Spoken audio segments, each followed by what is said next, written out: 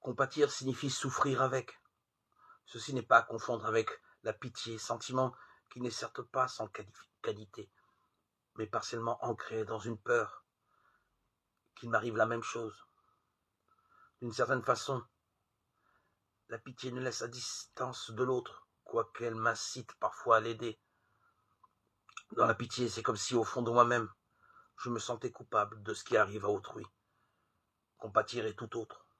Il s'agit de souffrir avec celui qui est en train de souffrir.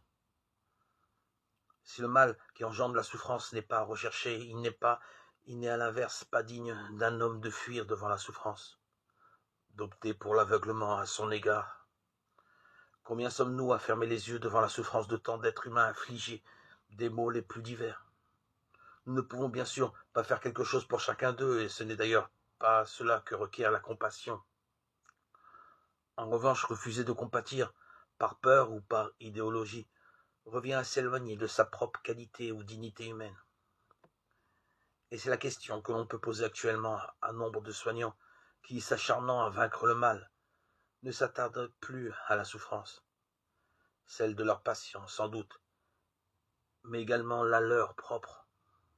Cette souffrance de participation si profondément humaine et qui s'appelle compassion.